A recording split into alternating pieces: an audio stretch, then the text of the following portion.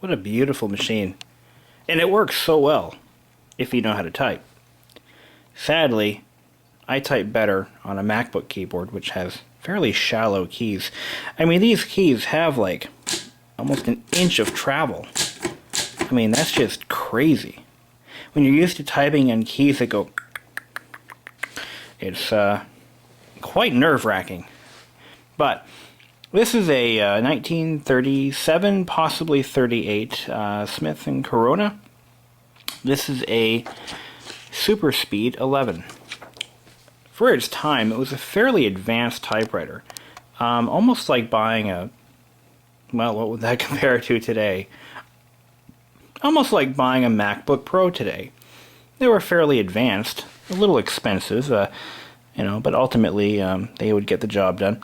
Anyway, it has quite a few features for a manual typewriter, and it weighs a ton, about 35, 36 pounds.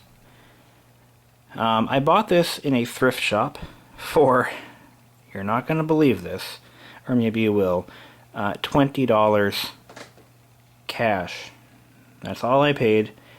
And it was in essentially the condition you see it in. The only thing I did was I removed a lot of the nicotine from the previous owner.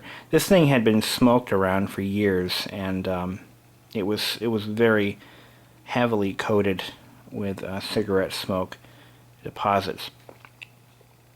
It was downright nasty.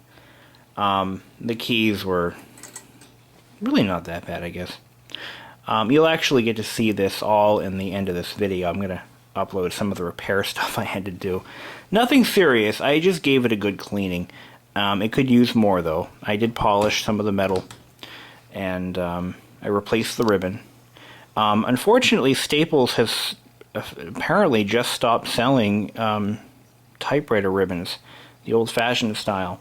You can't buy them anymore at Staples. So what I had to do is I bought a calculator ribbon for what I believe is a Sharp or a Canon.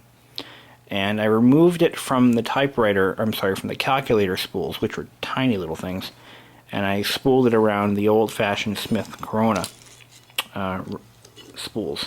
These actually are Smith & Corona spools. Not sure if they're the original. I kind of doubt it. But the original, or the ribbon that was on it, was just dried out and trashed. It was caked with dust and dirt and mold. It was gross. So I took that out, threw it away. Normally, I believe they can be rejuvenated, but in this case, I'm going to just get a real typewriter ribbon. I got this for $3.99 for, you know, testing purposes. But it seems to work okay. I did clean up the strikers as best I could with an electric toothbrush. Again, as you'll see in this video. But let's go ahead and go over a couple of the typewriter's features and what makes it cool. Well, the first feature I'm going to show you is the tabulation function. Now, we all know what a tab key does. It advances the carriage 5 spaces, or on a computer, the cursor 5 spaces. You can change the default to whatever you want. But on a typewriter, you have the tabulation bar, or tabulator, that's what they call it. And then you have 2 keys on either side, tab clear and tab set. Let's go ahead and look at what the tabulator presets actually do. I'm going to set my first tab to 5 spaces, because that's what I'm used to. I'm going to press the tab set key, and then I'm going to, what the hell, let's set another tab. Another 5 spaces. 12 spaces. Another 12 spaces. 9 spaces. Whatever. 5 spaces. So we've set however many tabs we set, and let's see what they do. Now, to tab over 5 spaces, or the preset period that I chose, I have to hold the tab key down until it stops. And there is my first tab. My second tab, third, fourth, fifth, sixth, seventh, eighth, in the end. So I set a total of 8 tabs. Pretty cool. Now let's say I want to erase my second or third tab. 1, 2, 3. I don't want that tab there anymore.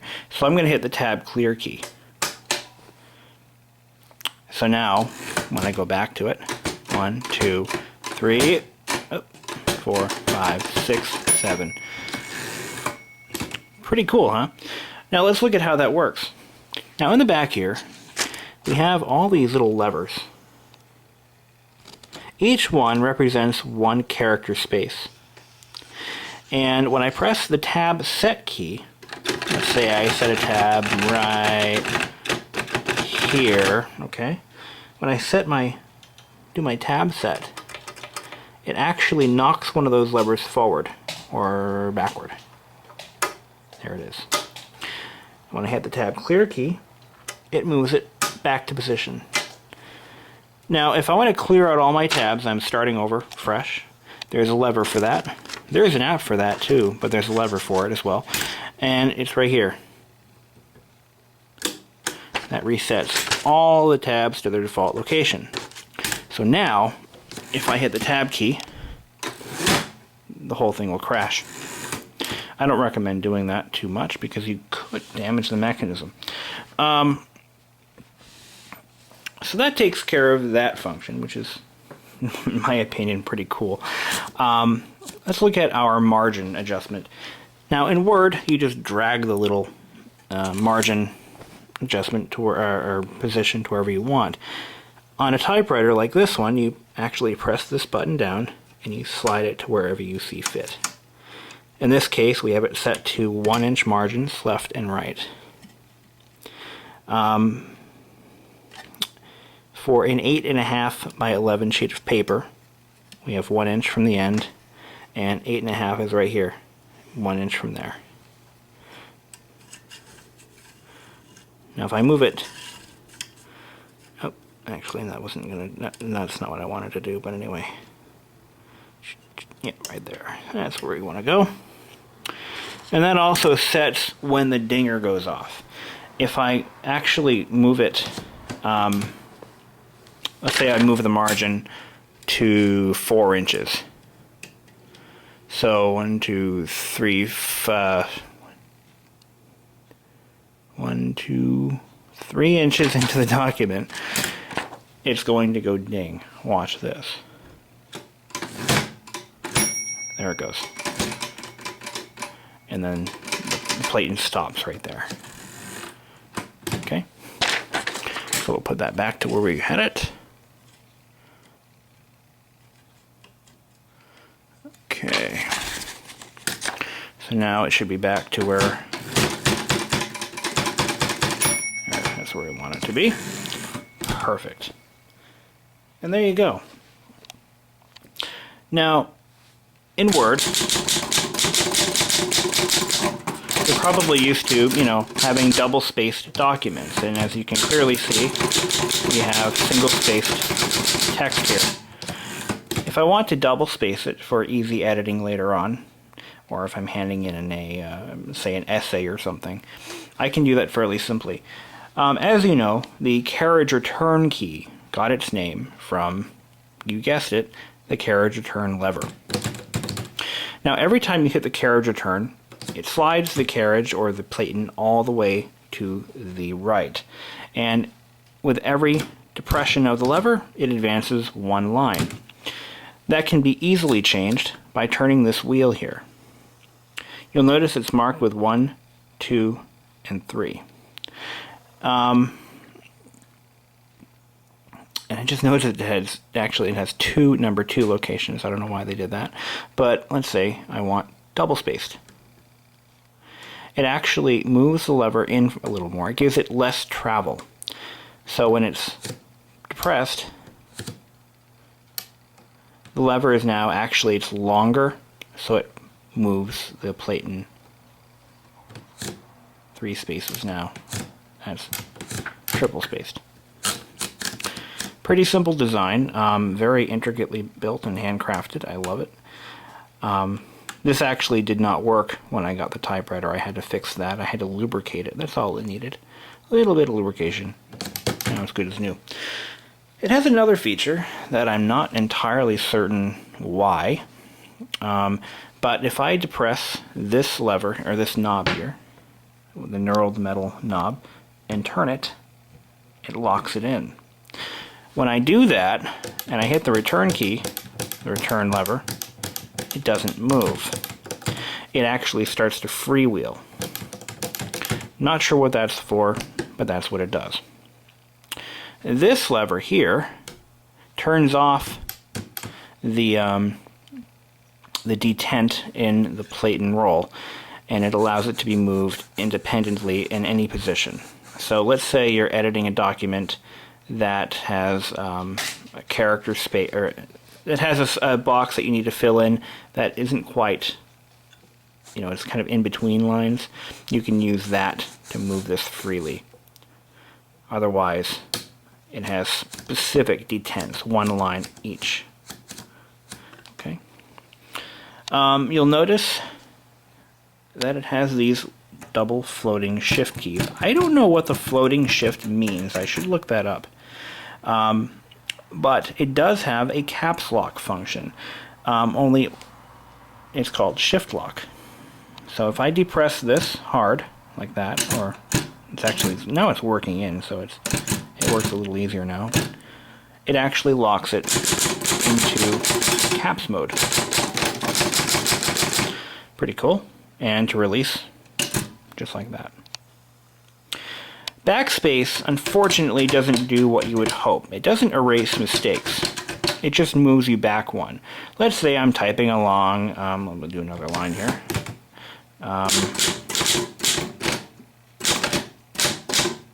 Oops.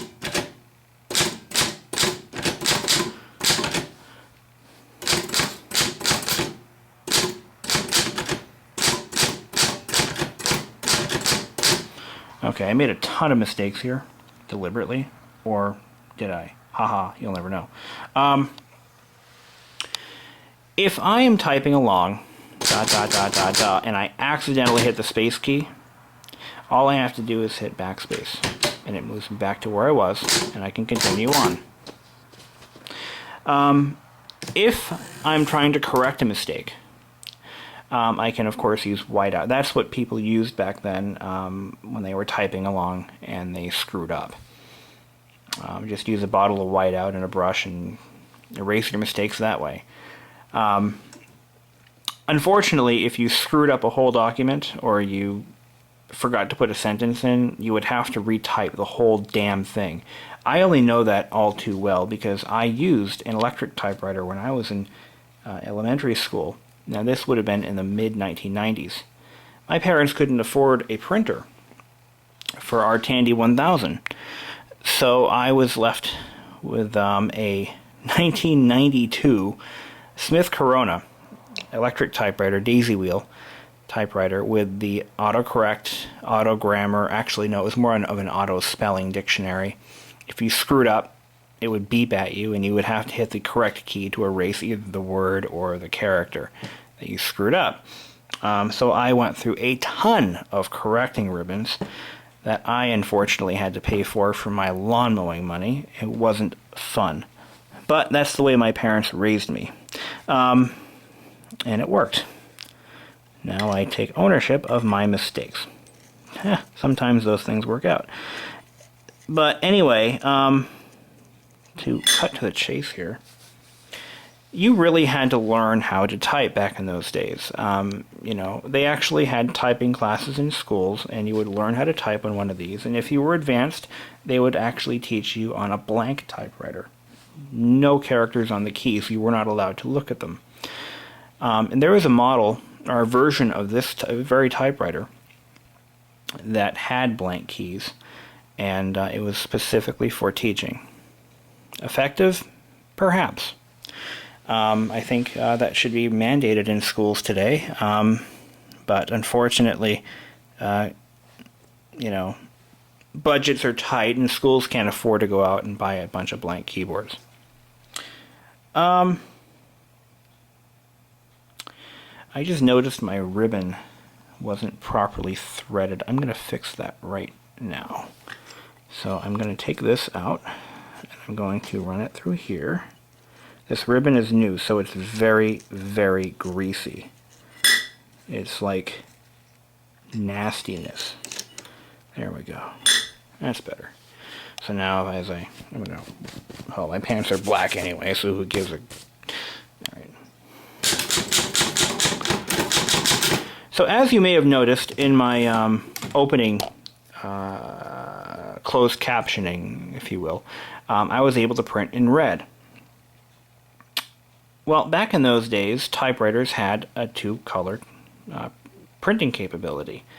To accent specific words. You didn't have bold, so if you wanted to accent a specific word or make it jump out, you would print it in red. It also has a blank option. This is a 3-position switch. That's red, that's black, and in the middle we have blank. So we're going to go ahead and type something in red. I'll move that in there.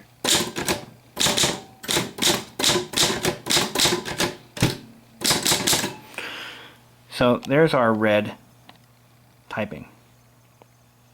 One of the side effects of the brand new greasy ribbon is that the very first character you type tends to remain somewhat mixed with black. So it's not perfect. There you go. Intriguingly, I had to think about this one. The center position, which is blank, it disengages the ribbon altogether.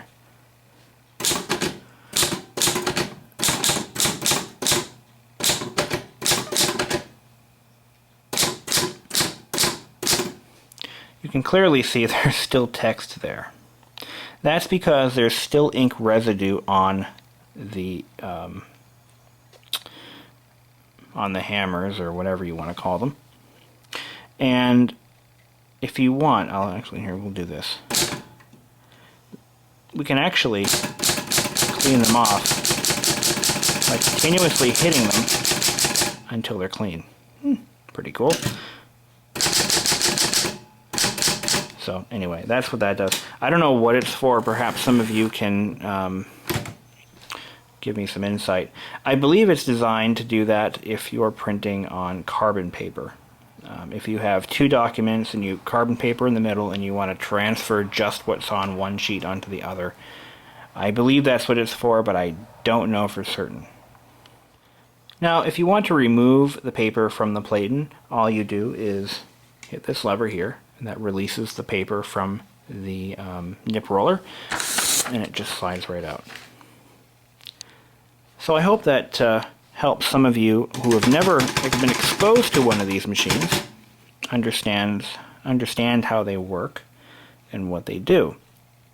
And that typing back in the Industrial Revolution up until the 1980s was primarily done on a manual or electric typewriter. There's one more thing I want to show you. Once the ribbon is expended from one roll to the other, you can reverse direction. This button here can reverse the ribbon to the other direction. You'll never see an HP printer have anything remotely like that. If HP was making typewriters in the 1930s, they would have a ribbon that would roll into like a sealed container that was sealed with like dynamite. Wait, that doesn't make any sense. But they would be sealed in such a manner that it would explode if you tried to pull it apart. Because HP is all about making tons of money off of ink, and it's sick, and it's sad.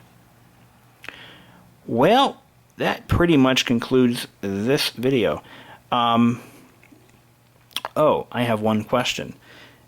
Anyone who knows anything about these, if you can answer this one question, I will be grateful. I could probably do a quick Google search, but you know what? I think it's fun to ask people on video. What on earth does this do? It has a little scale on it. And as I turn this wheel, the scale moves in or out, depending on the direction I turn it. I don't know what this does. I thought it was character spacing, but it's not. I did some experimenting. I cranked it all the way one way and back the other way, and I didn't see a single bit of difference. I would love to know what that does. So, I hope I've covered everything.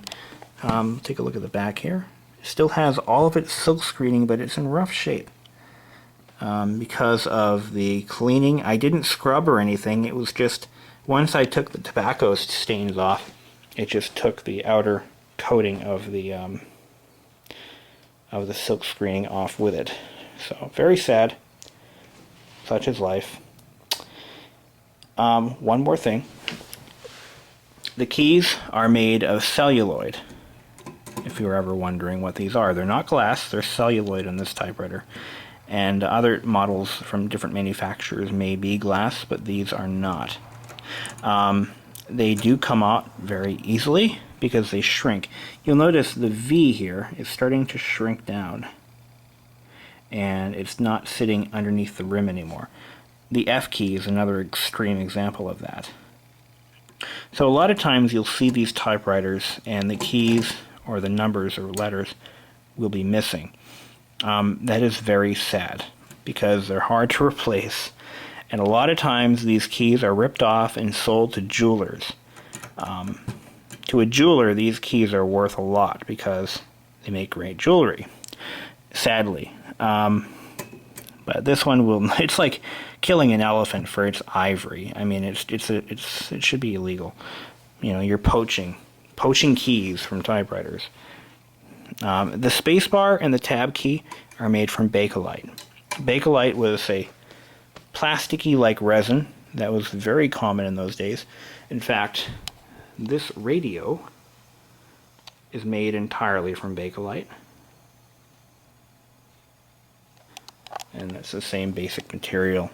But as it wears out, or as it gets a lot of, contact, it turns to a dull, really cool patina that you just can't replicate with plastic.